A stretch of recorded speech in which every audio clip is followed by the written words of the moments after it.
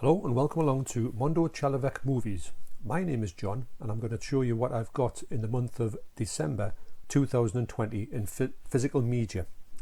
Okay, so it's been a really busy month in December. I've got some amazing stuff here.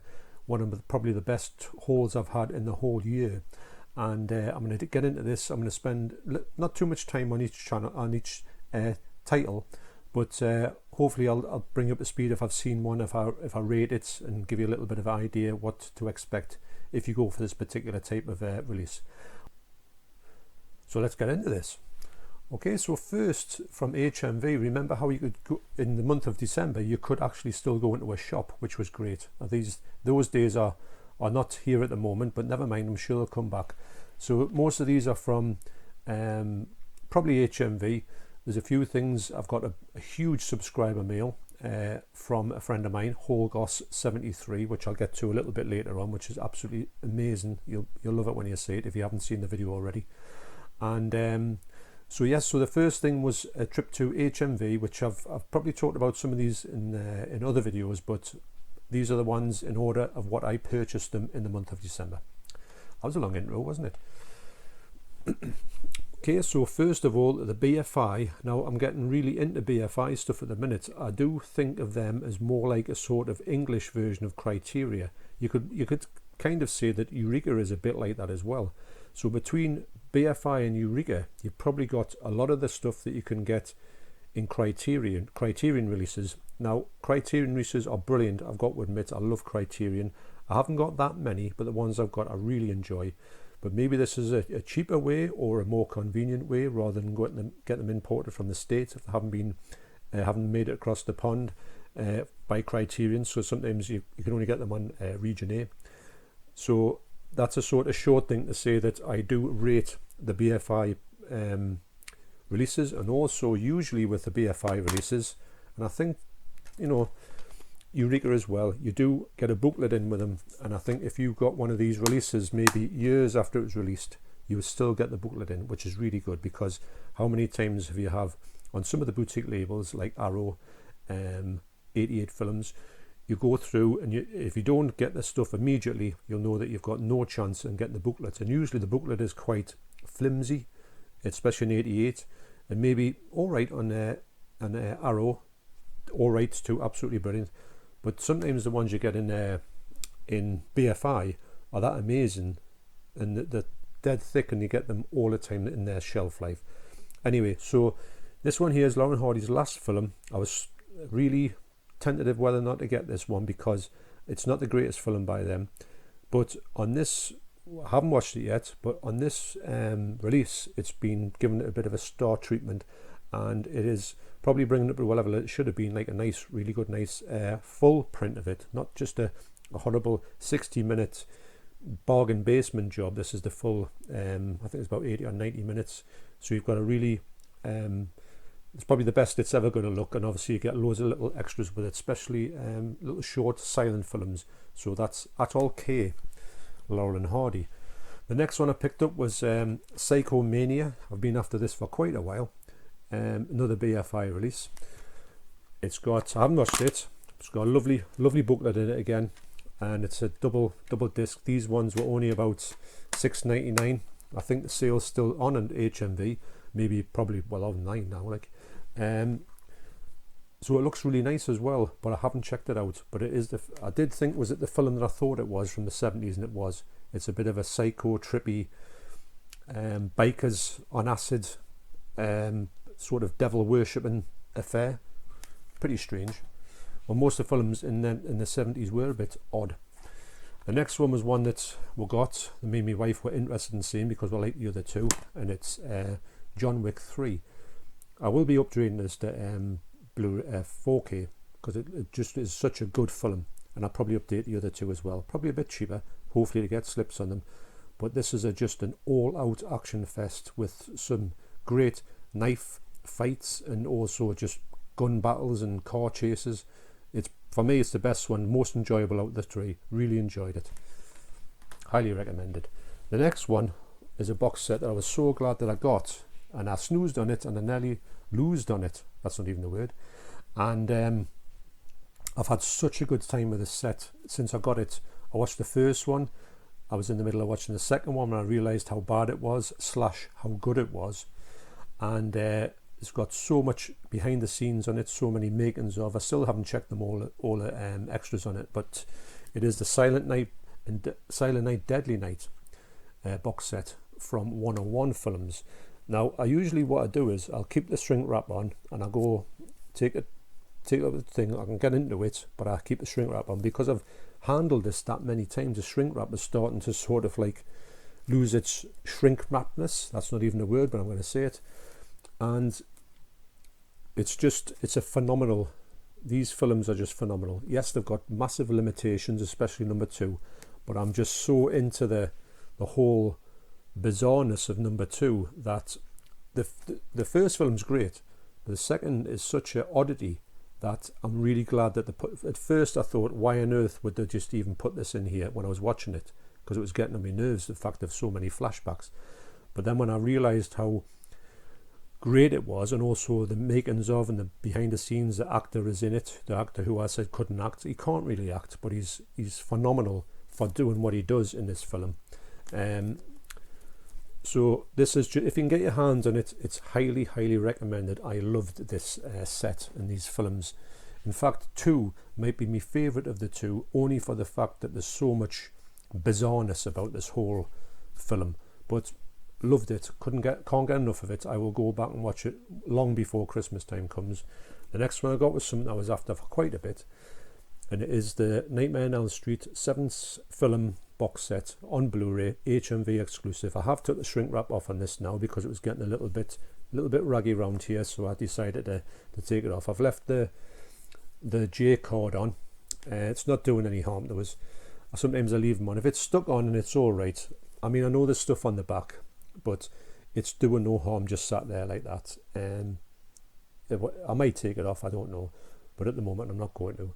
But I haven't watched any of these yet, but I was so glad to get this because when you think about it, 34 quid for 7 movies on Blu-ray, and I've checked out number 1 and it looks absolutely stunning, so can't wait to get into that.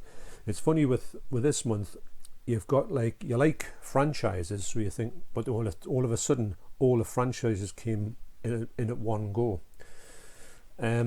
This next one was one that I'm a big fan of, this the Slasher Classics collection. Try saying that. After 15 pints, and this is number 46 and it's New Year's Evil. Now, I had heard really bad things about this film, saying it was one of the worst films you'll ever see. It's not really a slasher, it's just so really lackluster, and I thought, well, I'll give it a shot. It was just after New Year's, so I thought, well, this is the time of year to watch it, and I've got to admit, I thought this film was absolutely brilliant. It just shows to show you sometimes one man's rubbish is another man's treasure. I don't understand the hate for this film, if people have got hate for it, because it is what it is. It's not the best ever film I've seen, but the premise behind it and the fact is that you know who the killer is all the way through the movie does elevate it to a bit of it puts a different spin or different flavour on the whole slasher principle, that you don't know who a masked person is. But it's just so good, and it's got a really good story, and it's not the goriest of slashers, but I do highly rate it, and you get some great behind the scenes and makings of, and I watched the whole thing and I really enjoyed it. I'll probably talk about that more on my what I've watched in January video. The next one was something that I had in mind to get. It was one of them ones where I thought, if I see it cheap enough I will buy it. It's on my radar. And all of a sudden I got an email from or an Instagram message from my good friend Leon at Leon Talks Film, link down below, and he said check out this link, and it was to get this box set in 4K. It must have been, I think it could have been a price error, of Jurassic Park, the first 3 films in 4K for the princely sum of, I think I'm just going to have to double check this because I want to get this exactly right. I'll keep everything on. I've got a record of everything. The price of this was $13.99. Now for $13.99, well, you can't go wrong. I've checked out briefly just a little bit of a thing of which is what they look like, because I'm going to watch them all, but just not at this moment. Jurassic Park, for in my eyes, looks really good. The best one, actually, that one, it looks good, but Jurassic Park looks the best in quality that I've seen. They all look good, but for some reason that one just looks the best out of the lot. So maybe that might elevate Jurassic Park 3 in my eyes, which isn't my favourite Jurassic Park. But the fact that it might look really, really nice might make the film a bit more enjoyable for me. Sometimes I've found if you get a film that's kind of average, but you get a superior 4K, and it makes it just the picture just look amazing, so you're kind of lost in the picture, it does elevate that film from being middle of the road to something you might go and check out a lot more. So that's great. That was a great heads up from Leon. So highly recommend his channel, obviously.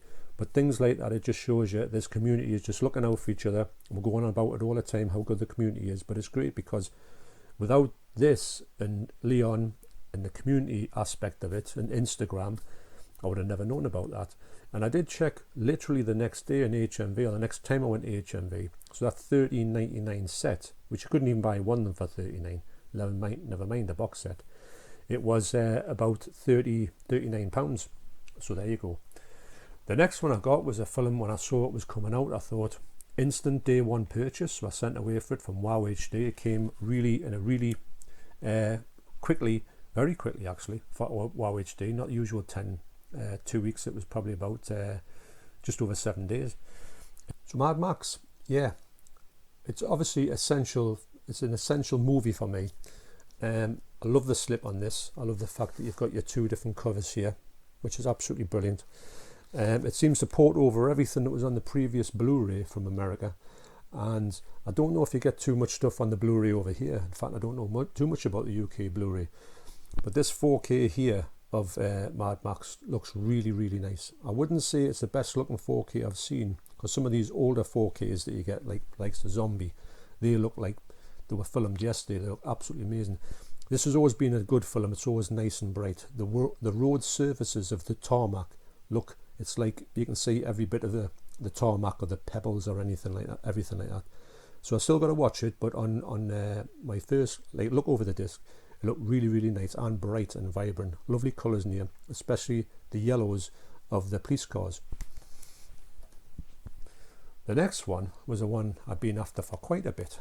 It's a bit of a strange title. Well, obviously if it's directed by David Lynch, it's obviously going to be strange, but I'll tell you why. It is this, well, you can see it's a sort of second or the third series of Twin Peaks, or it's the return of Twin Peaks since it came out recently. And we watched this, me and my wife watched this. I loved it. My wife got a bit frustrated with some of the episodes, because especially I think it's episode 8, which I think is one of the best things ever put on the TV.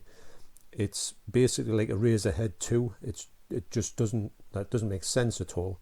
But it's the fact that it's supposed to show what is happening inside a nuclear bomb, and you go into the nuclear bomb when it explodes for quite a large portion of the hour-long or 45 minutes long episode, and it is a bit mind-bending to say the least.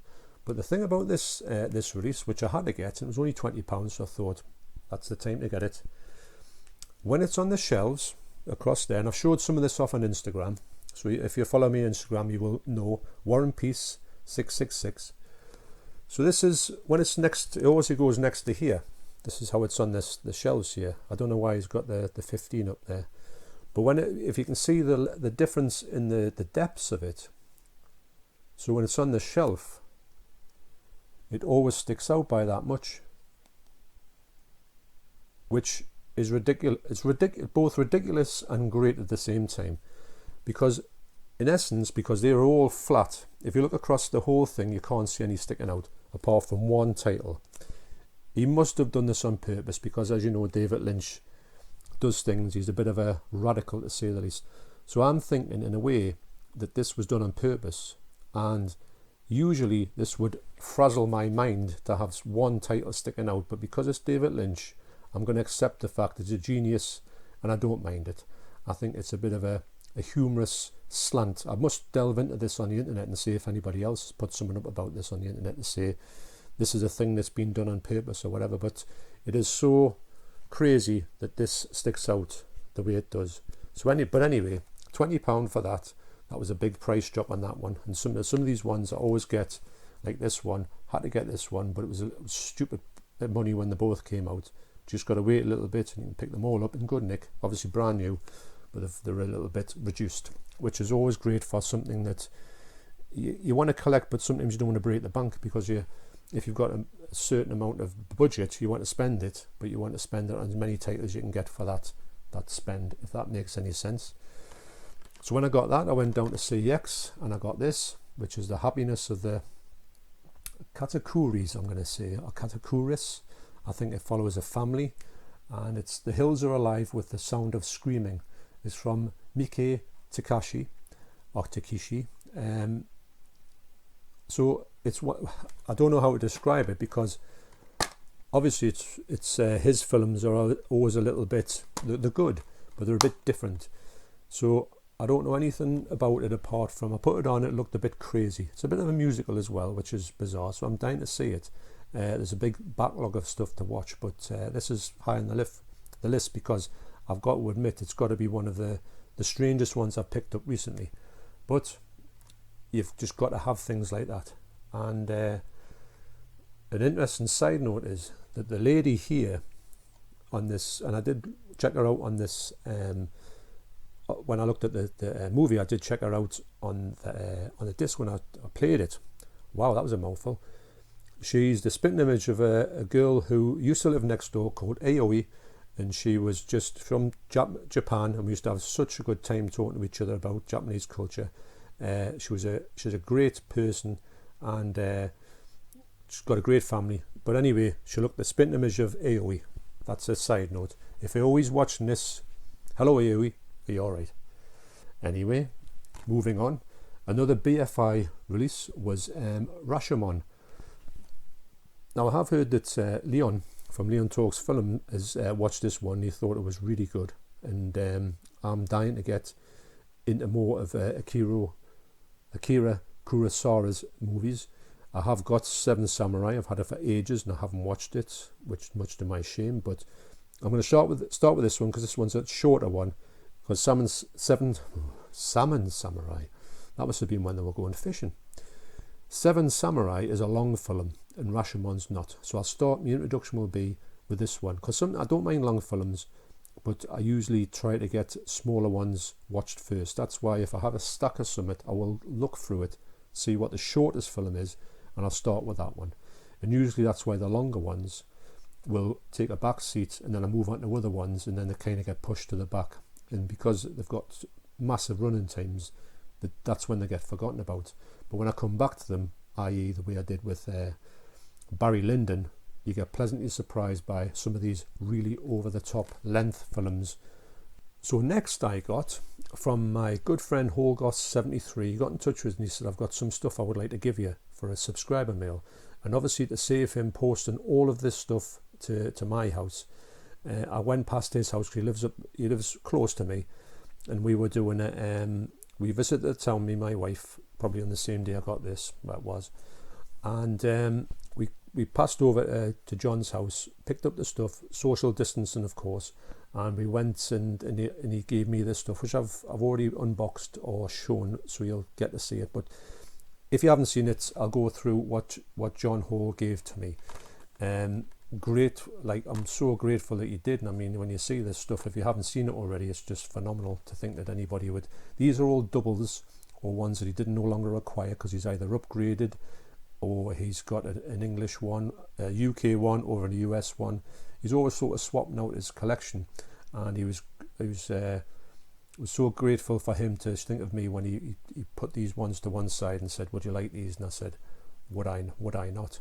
So the first one is the American version of Creepshow 2, and I'll go through the ones I have watched. I haven't watched this one yet. I am sort of keeping a lookout for Creepshow, which seems to be the one that just doesn't want to be released properly, because I would like to see that first. I might see if it's on Amazon Prime, something like that, because I always like to watch, I don't like to go to 2s or 3s, I always like to watch 1, 2, 3, but I remember watching this one back in the day, and I have got the 88 one, 88 movies one, and I think it's a great film. Do I like which one do I like the best? I don't know. I'll have to rewatch them again to find out which is my favourite one of this.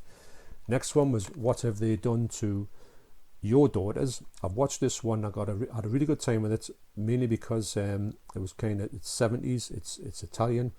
It's more like a crime drama than a giallo. It's got a lot of giallo flavours through it, so it is highly recommended. You can't get in the UK on Blu-ray, but if you can import it, check it out, because it's a lovely print as well. Really enjoyed it. The next one was a DVD called The Dragon the Hero, which is it? The Dragon the Hero with Dragon Lee.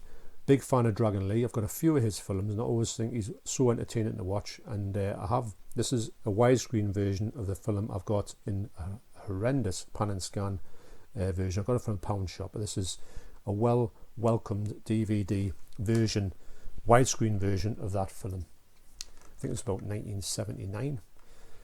The next one is a great film, and I think this is from 1978. It's Magic with Anthony Hopkins. He plays a ventriloquist. Wow, I didn't think I was going to say that properly. He plays a ventriloquist and also a magician, and he's a bit shy, and he does have this dummy as part of his act, and the dummy sort of, because I think he's withdrawn, the dummy is maybe saying what he wants to say, and it's just such a psychological thriller, for want of a better word. It's, put it this way, it's like a film, you don't see many of these films done well, and this one is probably, if you want to get one from a sort of devil doll type perspective, this is the film for everybody to see.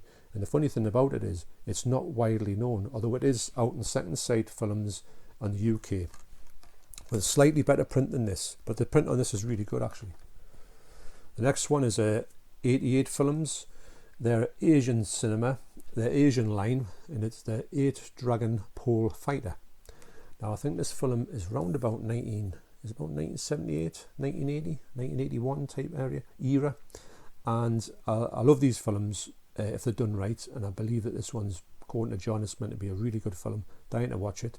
I will try and get my wife involved in watching this, because she's watching a lot more Kung Fu / Asian cinema. I do really want her to get her watch Train to Busan. She'll have a great time with it, I know she will, but she's going to put it off to say, oh, it's too much. But I'd say, well, it's not. If she's watched The Raid and The Raid 2, well, I think they're worse than Train to Busan. But Train to Busan is that good that I think she's got to watch it. But I'll get her one day when she's not expecting. I'll just put it on, just say, here, just check this out. What's the worst that could happen? The next one was, I've watched these two, VFW and also Bliss. And it's made by the same director, a Joe Begos film.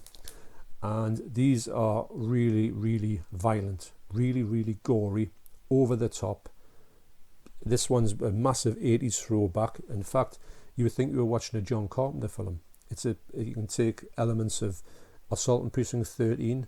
The music on it is just pure John Carpenter.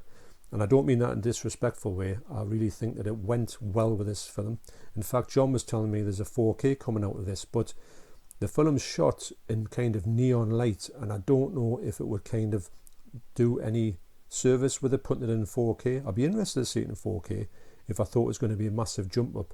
But even John agreed that he thought, I can't see this one being looking too much better in 4K, but I might be wrong. This one here is just nuts, and the actress who's also in that VFW, she's plays this this artist who's going on this drug, and this drug sends into this complete mad trip. In the film, is it real? Is it not? I don't know, because but I did have a good time with it. And it's these two are just, and if this fella continues on in this route of doing these ones that are like a little bit extreme, a little bit ultra gory, well, I'm in.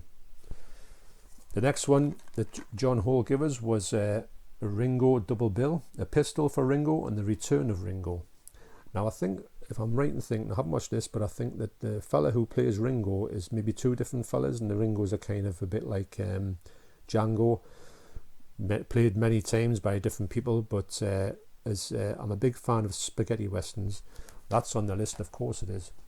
Now this one here, I watched this the other night, and I must admit, I absolutely love this film, The New Kids. And funny enough, as interestingly enough, and Leon, I don't know if Leon Talks Film has seen this film. He's got this film. I think he's got this film, but I don't know if he's seen it, because his kind of his actor of the moment, he's been talking about quite a lot in this channel, James Spader, is in this, and James Spader plays an absolutely diabolical person in this film. I've never wanted the sort of bad guys in this film, because these two have a traumatic experience where the mum and dad gets killed. That's not going to be a spoiler alert. And they move to a different place, and this gang, this rival gang, well, they're not even the gang, they're two good kids in this sort of gang, take offence to them, and they do everything in a way to ruin their lives. But it's such a good film. I love this slip as well. This slip from, is it Mill Creek? I just love them things. I know you can get it in maybe a better version in the UK, but I'm quite happy with this. The picture quality on this is absolutely stunning, by the way. It's really, really nice. But I had such a good time with this. But I tell you what, the gang, I've never wanted a gang or a bunch of kids, especially James Spader, I've never wanted them to die so much in a film. I just wanted them all to come in the most horrific, sticky ending that anybody could ever do. As soon as I saw James Spader, I decided to myself, I mean, I know James Spader from other things, and I do agree with Leon. He does play a sort of a bit of a seedy character when you think about it. In most of his films, he's usually the bad guy / the sort of maggot, and he does a good job of it, because really I detested him from the first time he came on the screen. Obviously I knew who it was, but I knew he was going to be the bad guy, or the leader of the gang of the bad guys, and he is so dislikable. So excellent film, really highly rated it, and it's one of the, so I'll be talking about that more in my January watch video.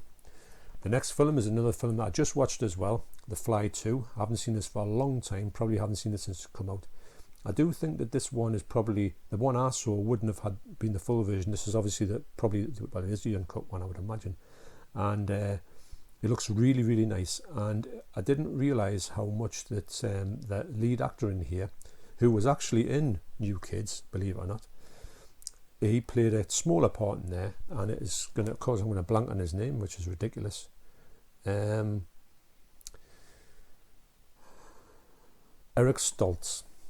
Now Eric Stoltz in here is obviously, as you know him from most of his films, he does have red hair, and his hair is jet black in here, and it kind of threw us for a little bit, because I didn't remember he had jet black hair. He has got his sort of signature red hair in there. But yeah, but anyway, I did really enjoy this film. I think it's a good sequel. I think it's done well, and I do think that the film doesn't seem to get much love in UK markets. I think the whole Fly box set that they had released, I think Scream Factory released it. I do want to get my hands on that. I do think they should do something similar over in the UK, because I think we've missed our big style on this release, or this franchise in general. But I did really enjoy that one. Good sound on that film as well. The next one, the last one that John gave me, is a Mario Bava film called The Whip and the Body. Now I had heard that the transfer in this was a little bit lackluster, but when I put it on and had a bit of flick through it, like I did with all these films he lent us, or he gave us, it's really, really all right. It's pretty decent. I mean, it's an old film. It's 1960 odd, but of course it's got Christopher Lee in it. So what more could you want? But yes, high on my list, because I do like Mario Bava. I think he's a very underrated director, or maybe a very unknown to some people director. But once you get into Mario Bava's back catalogue, you'll realise why people call him a master of cinema. So as well, when I went over to John's, he had put away for me, because he purchased a couple of these, and he did sort of do all the donkey work for me. He got the new versions of these movies, and he also it's in pristine condition. He gave it me at a really good price, and it is the Friday the 13th box set.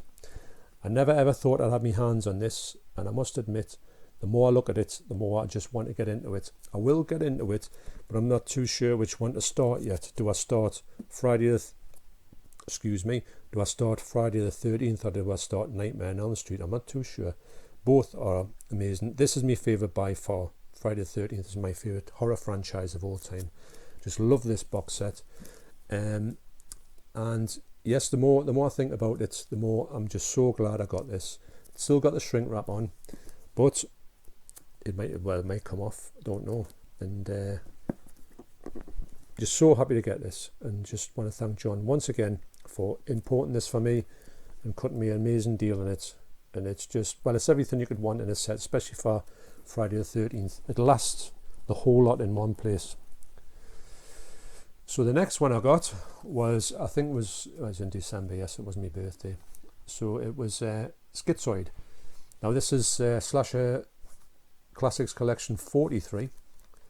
I haven't watched this yet. I have checked it out, and it does look nice. It's 1980, and I'm dying to see what Klaus Kinski, who always plays a really strange character, I'm interested to see what he brings to the mix, because it's usually he's got a really good knack about him, playing some person that's a bit odd and a bit when he's in a movie, he always plays someone who's a bit, I don't know how to describe it. You always know you're in for you treat it as some kind of craziness from this person. The next one was Grandmother's House. Now I've watched this one, really good film. I don't want to talk too much about it, because I think it's got a lot of watchability, but I don't want to give you too much behind it, or you might start to work out things in this movie. It's not as straightforward as you think it's going to be.